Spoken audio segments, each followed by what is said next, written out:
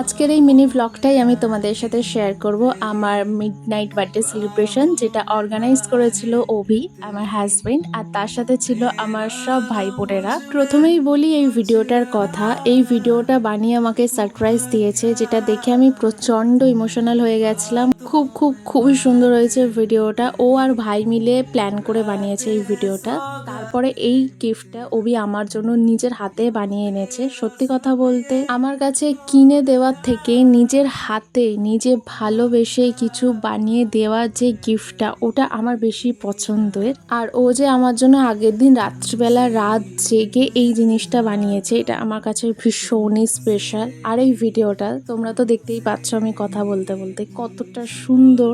প্রায় 10 মিনিটের কাছাকাছি এই ভিডিওটা, আমি কন্টিনিউ এই ভিডিওটা দেখছি আর এত ইমোশনাল লাগছে যে কি বলবো। তো সমস্ত কিছু হয়ে যাওয়ার পরে আমি কেক কাটলাম। And thank you so much সবাইকে আমার বার্থডেটা প্রত্যেক বছর এত স্পেশাল করার জন্য।